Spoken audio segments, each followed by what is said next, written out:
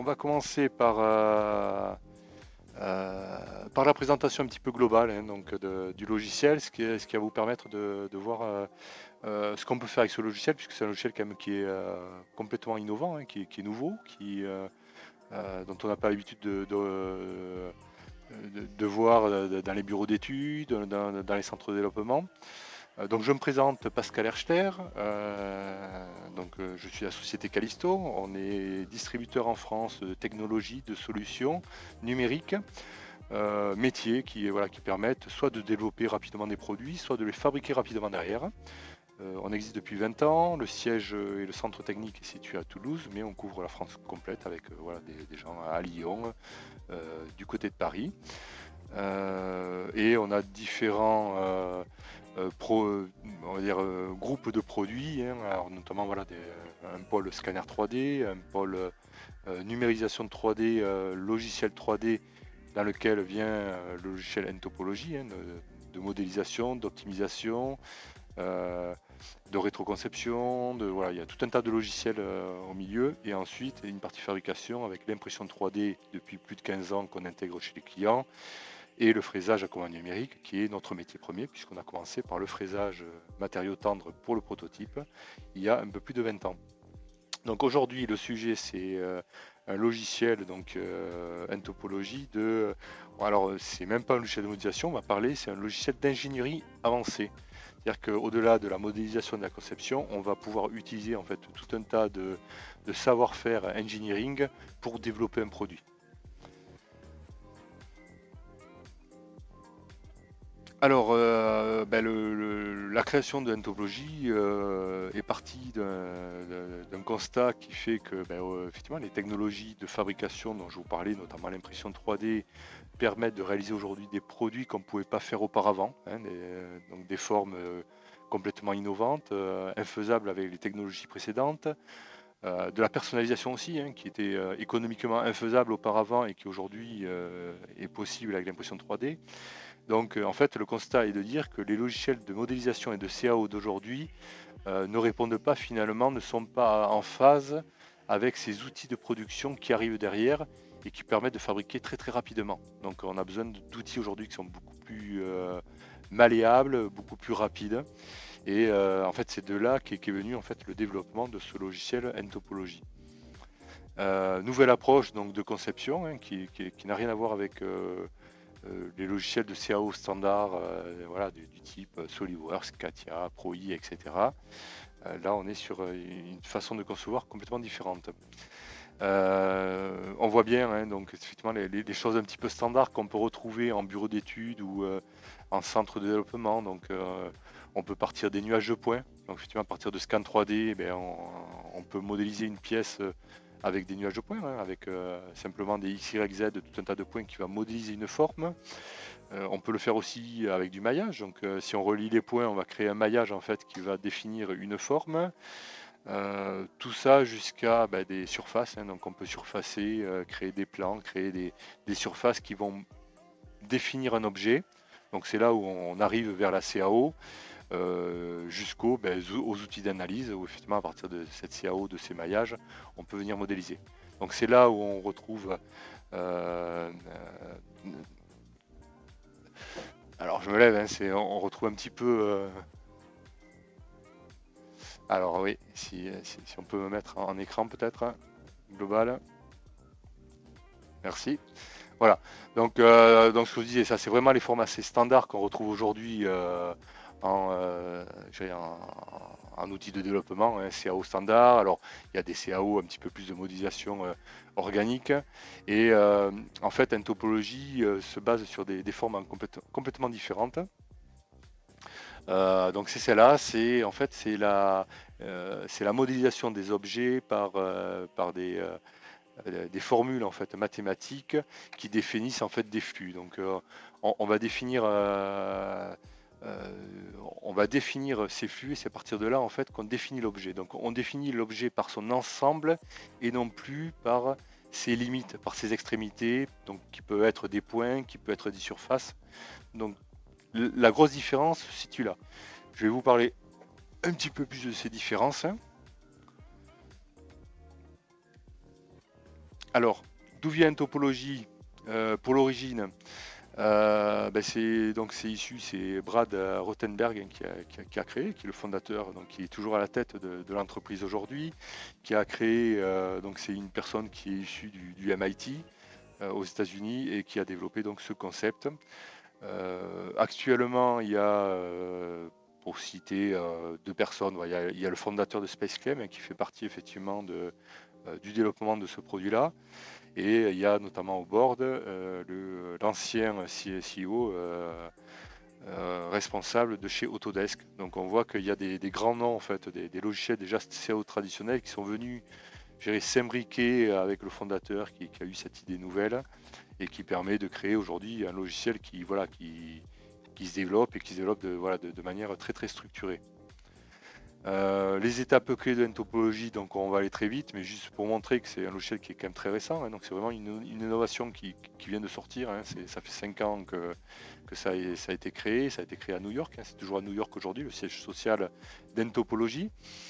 Et dans les étapes clés, bon, il y a eu effectivement beaucoup de levées de fonds, hein, c'est vraiment, voilà, ça suscite un gros intérêt, puisque je pense que ça va être euh, une vraie rupture en fait, hein, dans le développement de produits et avec les intégrations. Donc on voit en 2019 effectivement l'arrivée du CEO d'Autodesk au board. Voilà, ça montre l'intérêt du logiciel qu'il peut y avoir. Les verticales, hein, les domaines d'activité verticales sur lesquels une topologie aujourd'hui se développe le plus, hein, donc c'est l'aérospace, aérospatial et la défense, le médical, l'automobile et tout ce qui est produit de consommation, de grande consommation en développement.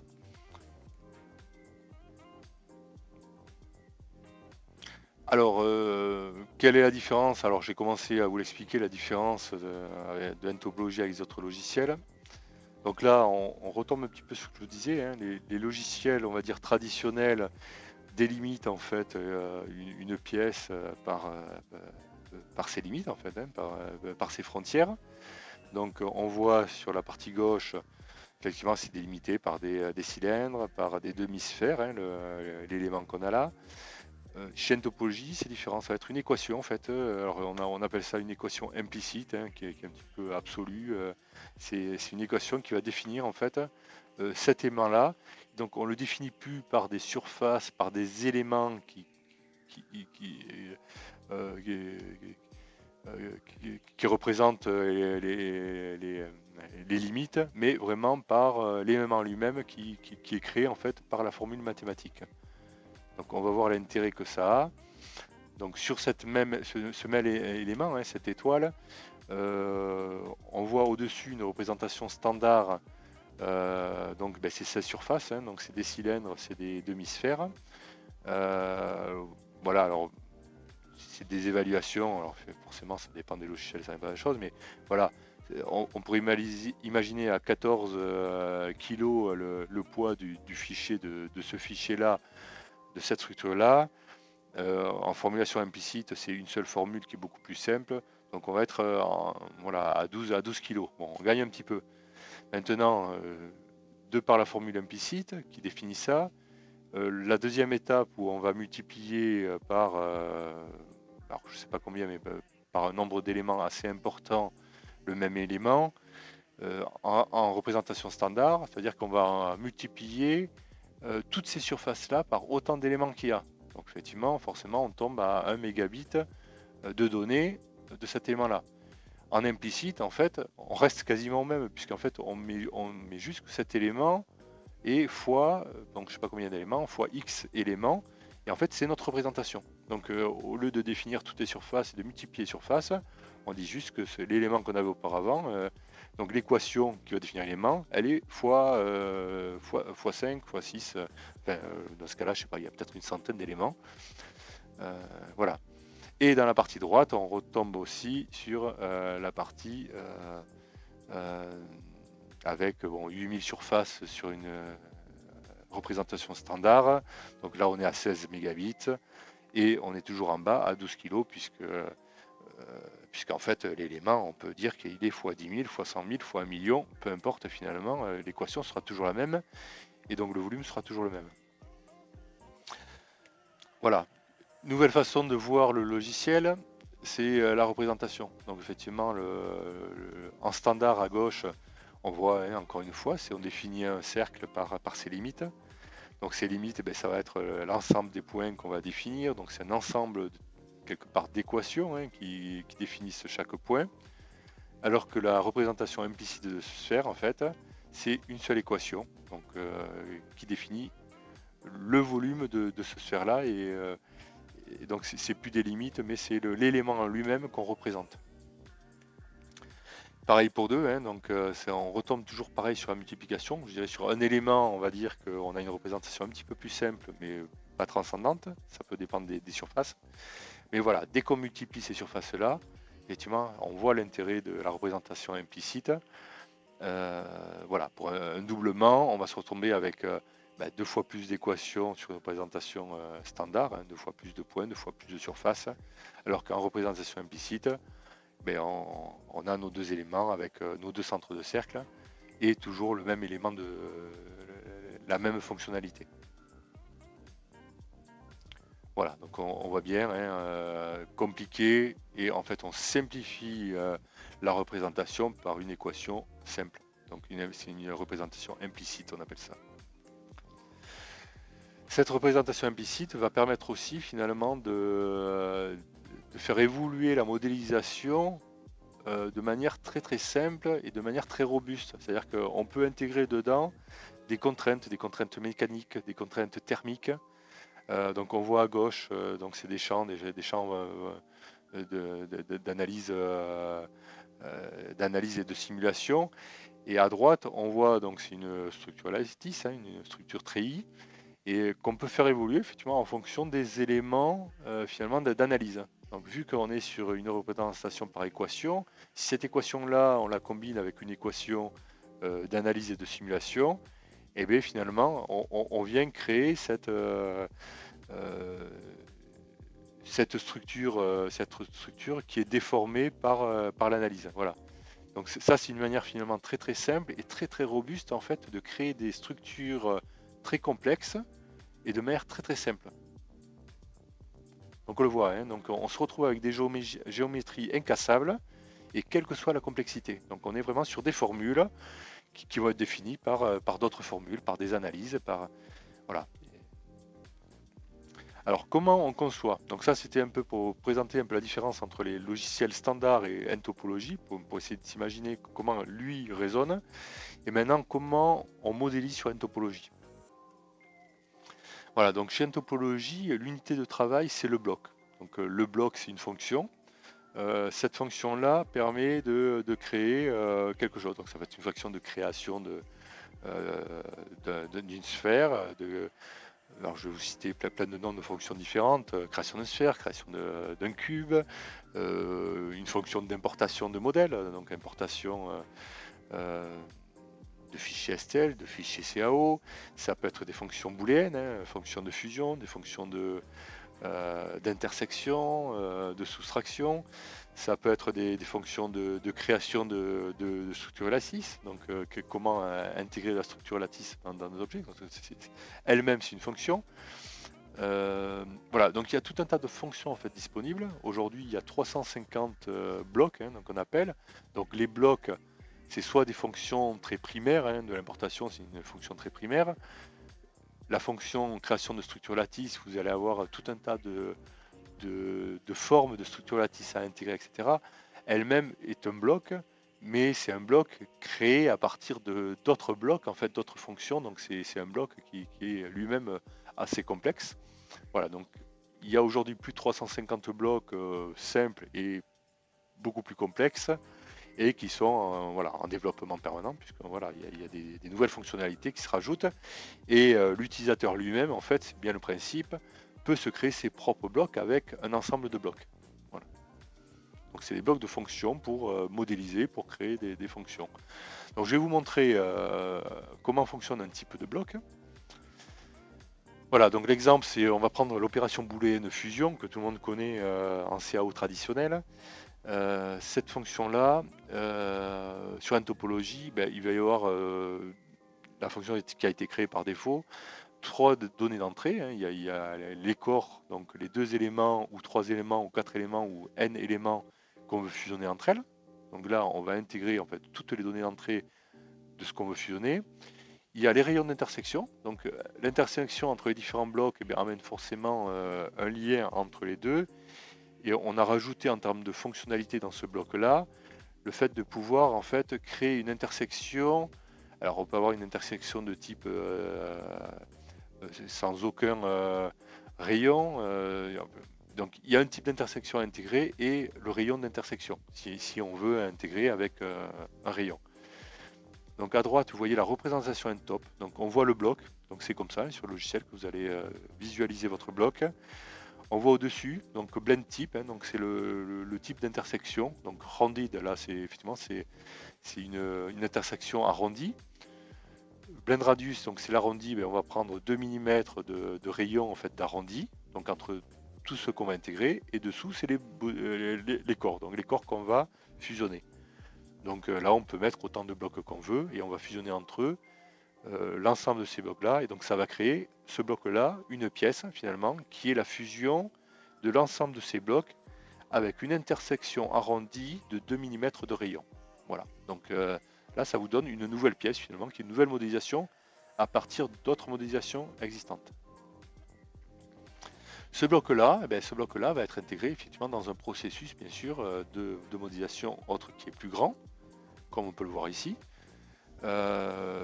Qui lui-même est intégré donc dans alors en général on commence par un bloc d'importation hein, puisqu'on importe, ou un bloc de modélisation éventuellement, et derrière avec tout un bloc de modification de nos éléments importés ou créés, jusqu'à arriver à un bloc finalement d'export dans les fichiers qu'on souhaite. Alors on parle d'import-export justement, en topologie, quelle est l'interopérabilité entre les logiciels, on va dire, standards d'aujourd'hui et en topologie. Donc en entrée, on peut effectivement importer tout ce qui est fichiers issus par exemple des scanners 3D, hein, des fichiers de points, des fichiers STL, tout ce qui est CAO, hein, donc STEP, IGES. Mais on peut aussi importer bien sûr des éléments comme on voyait d'outils par exemple d'analyse, hein, donc thermique, analyse de contraintes mécaniques par exemple, des éléments de contraintes mécaniques. Et avec ça, on va bien sûr intégrer le process, donc forcément la modélisation va se faire avec un process, donc là c'est du savoir-faire quelque part interne. Donc on va, voilà, ça fait partie des données d'entrée bien sûr, c'est forcément la modélisation à elle-même avec une façon de concevoir qui est intégrée dans les entrées. Voilà. Et en sortie, qu'est-ce qu'on peut? Pareil, de la même manière, on peut réexporter avec du STEP, donc réexporter vers des CAO classiques, réimporter vers des logiciels de maillage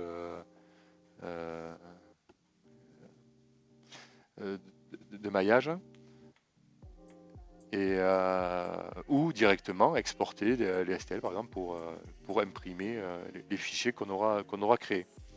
Et alors notamment tout ce qui est effectivement fabrication, l'avantage c'est que voilà, contrairement à des CAO classiques où je dirais sur des formes très complexes, il va falloir peut-être vérifier parce qu'on peut se retrouver avec des trous, avec des surfaces inversées, avec voilà, dès qu'on commence à avoir beaucoup de surfaces, souvent il y a des problématiques, donc il faut traiter, nettoyer et réparer les fichiers.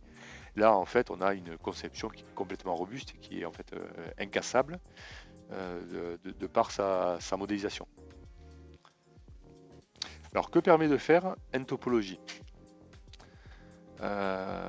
Donc je reviens là-dessus, hein, c'est construire pour résoudre des problèmes d'ingénierie complexes, encore une fois, hein, on est bien là-dedans, on est bien pour résoudre, c'est donner des moyens en fait en modélisation et en création de formes, en création de fichiers, en personnalisation de fonctions, en rapidité, je dirais à la hauteur des outils qu'on a côté fabrication, côté d'ailleurs entrée aussi, hein, numérisation 3D, enfin, pour avoir finalement un flux de travail complet qui va être homogène, voilà, de rapidité, de complexité, de ce que permet aujourd'hui bien sûr les outils.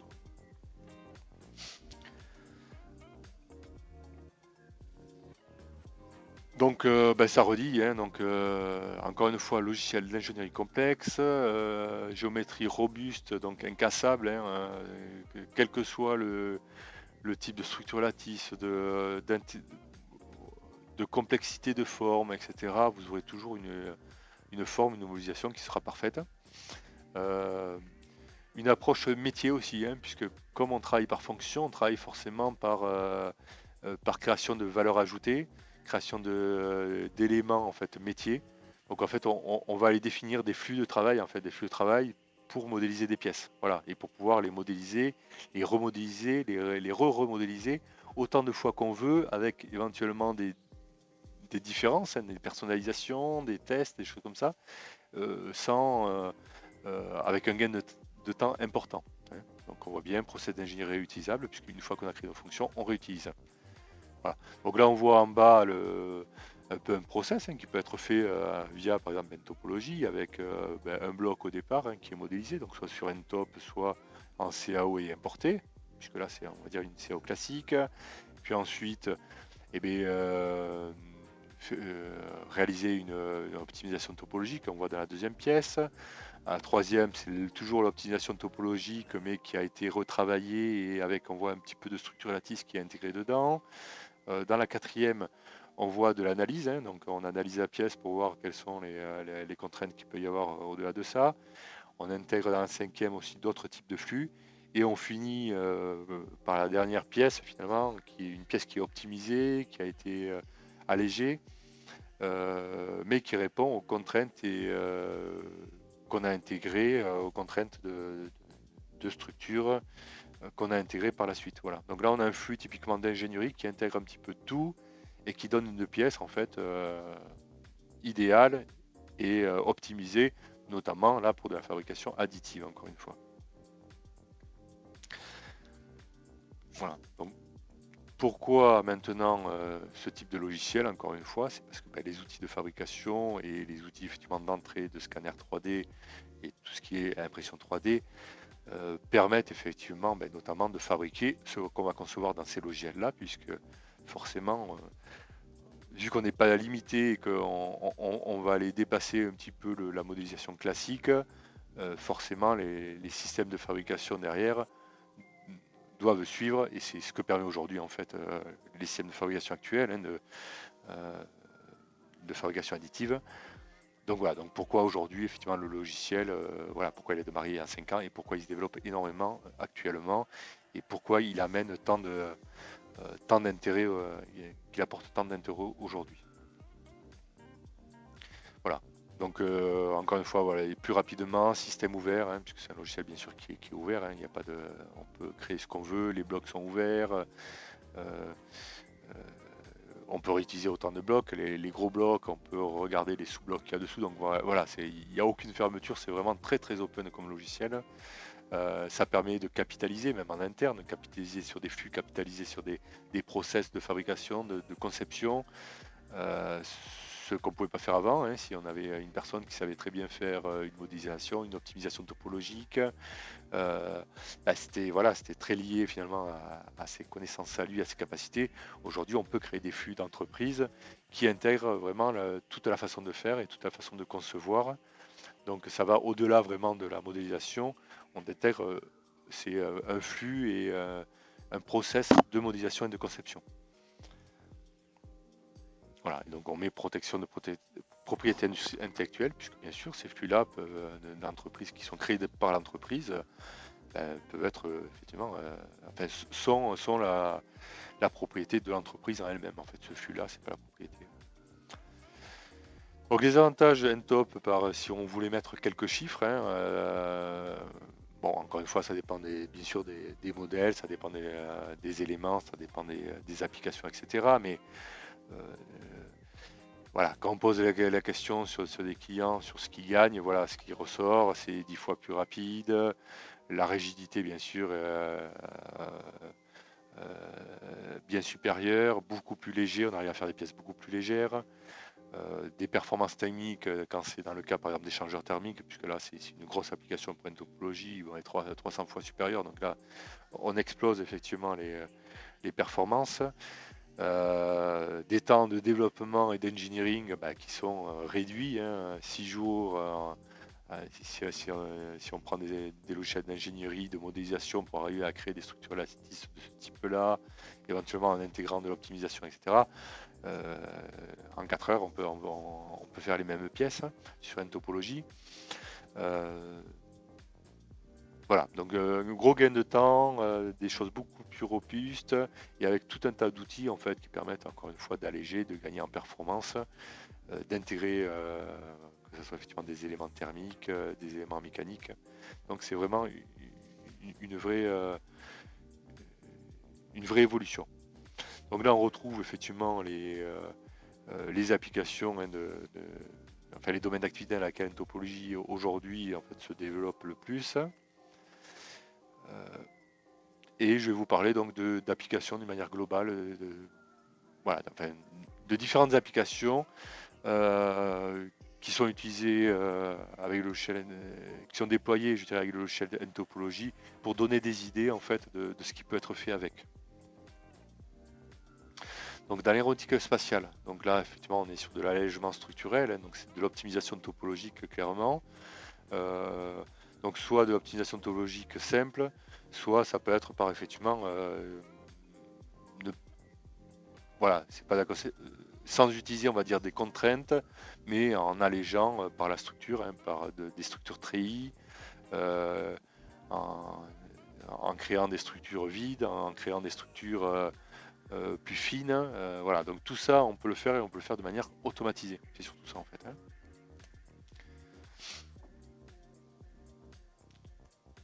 Applications dans l'automobile, alors différentes applications qui ont pu avoir lieu. Donc là, par exemple, c'est la création de mousse numérique qu'on appelle, puisque c'est pas de la mousse, c'est de la matière plastique, on va dire, traditionnelle. Mais en créant des structures différentes, on va pouvoir créer en fait euh, une matière qui va être souple en fait. On va créer de la souplesse par la structure interne de la matière. Donc là, on voit qu'on arrive à créer, donc c'est une tête, un support de tête qui est créé en mousse. Et on a créé différentes structures internes lattices qui permettent de créer des densités différentes et donc effectivement des pièces plus ou moins molles, plus ou moins souples. Voilà, donc c'est ce qu'on appelle de la mousse numérique. Donc c'est utilisé aujourd'hui, c'est en développement pour créer de la mousse un petit peu sur mesure. Ça permet l'avantage, encore une fois, de créer aussi des souplesses différentes à différents endroits dans une même pièce. Donc on pourrait imaginer, c'est comme si on avait une mousse avec des densités différentes dans la même pièce.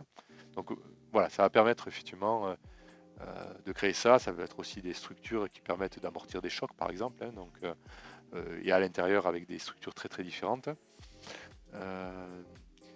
Et voilà. Et donc, voilà. Donc ça, c'est une application dans l'automobile. Là, c'est optimisation structurelle.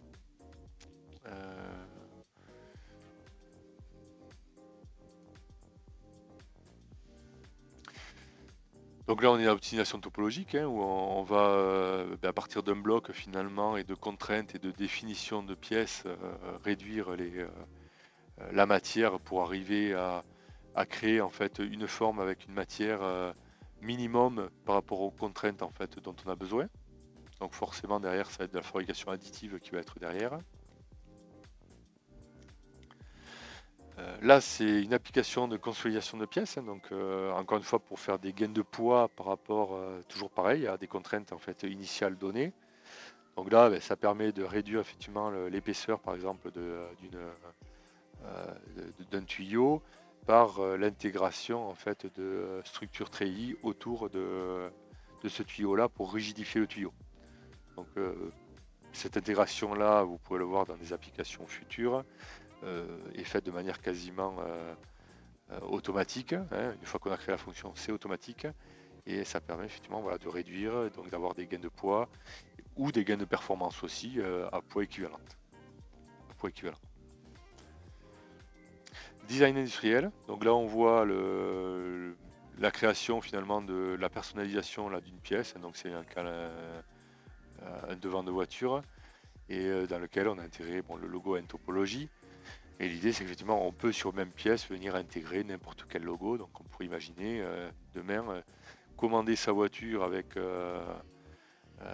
son propre logo et que le constructeur, effectivement, quand il vous livre votre voiture, elle est livrée avec vos initiales devant euh, directement intégrées.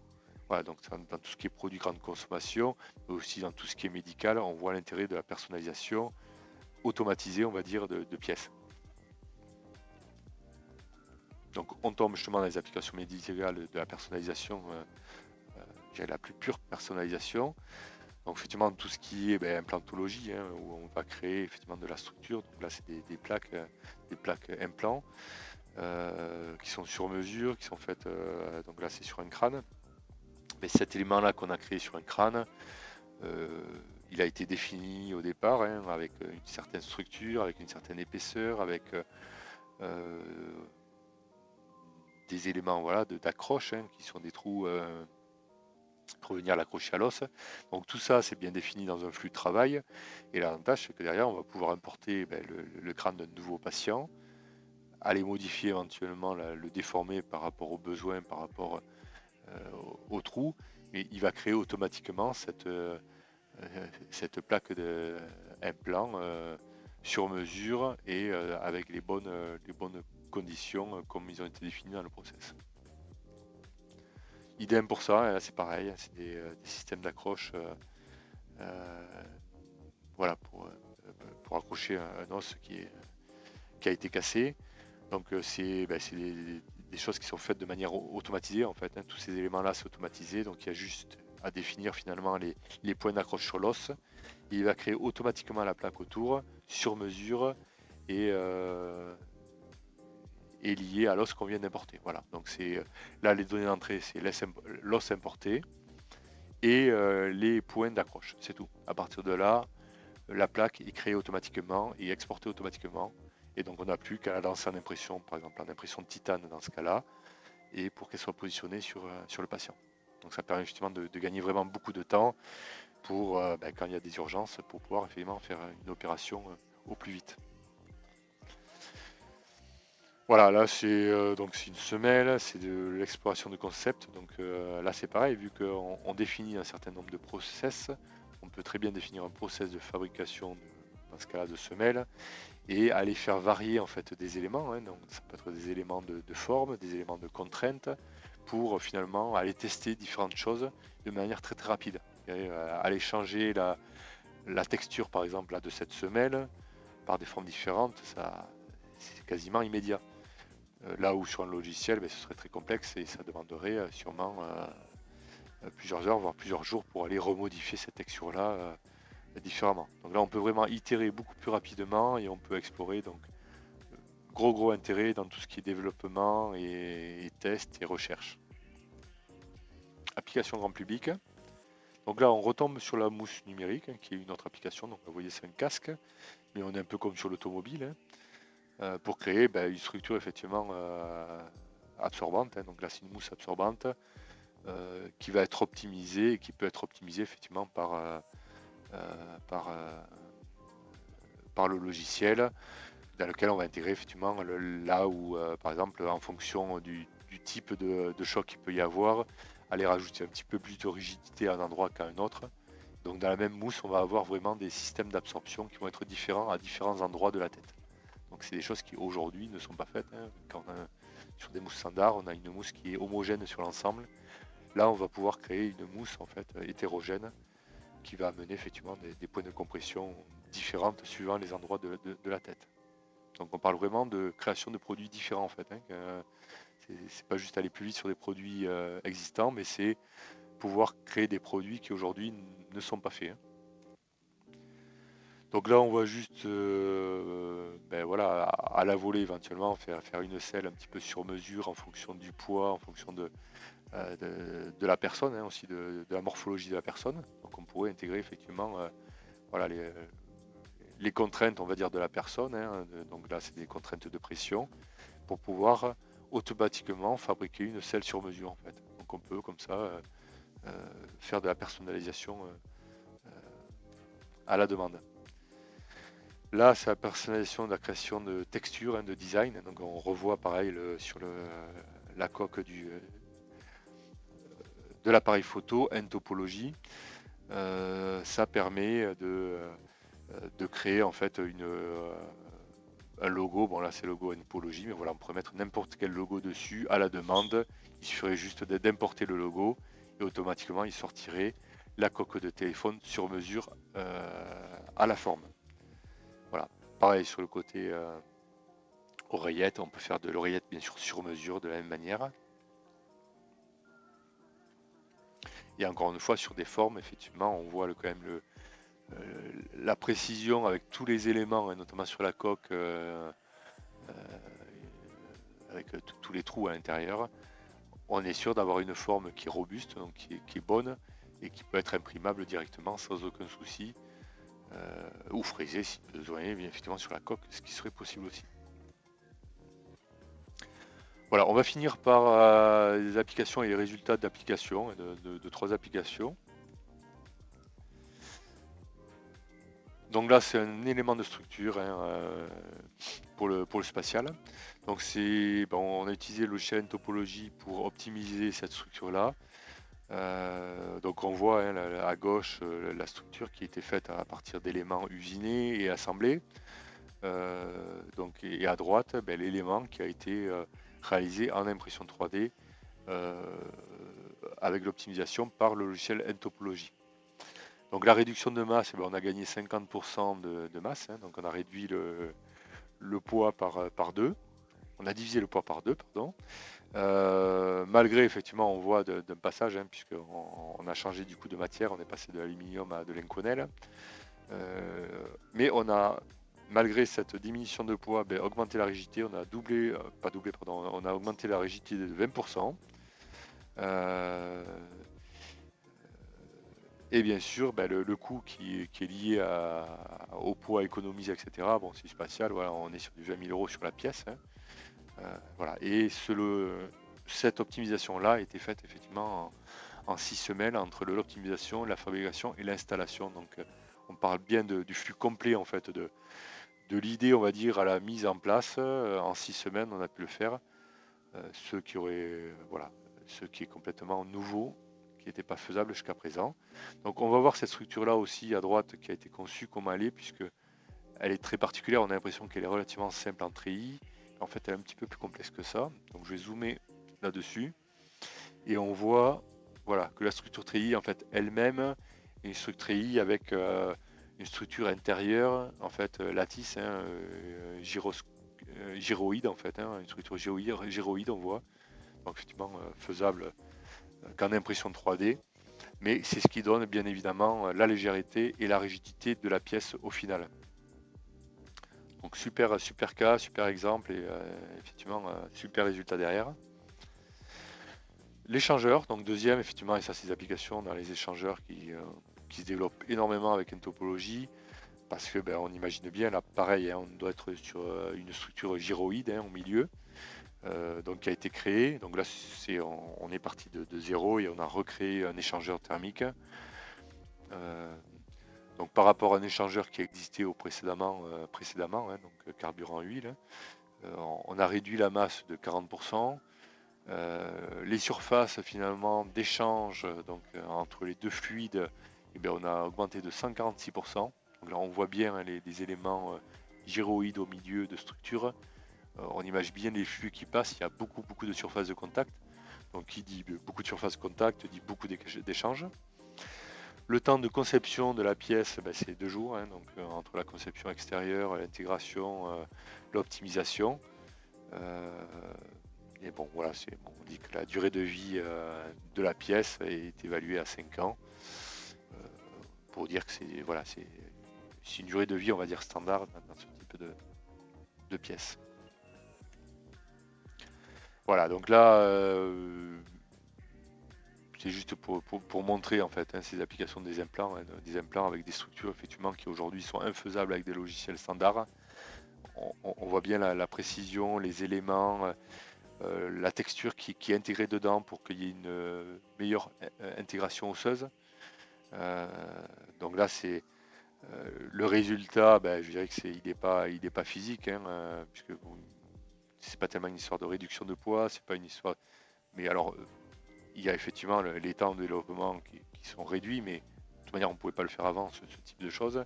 Et encore une fois, c'est bien sûr un gros gain en fait médical, puisque ça permet de l'intégration osseuse encore une fois, donc une cicatrisation, on va dire, par le patient plus rapide que ce qu'on pouvait faire avant. Donc là, il y a un intérêt humain réel. Voilà, donc ça c'était la présentation du logiciel en topologie avec les différentes applications. Donc je pense que ça donne un bon, une bonne idée générique du logiciel. Et on va passer maintenant à la présentation donc, de l'application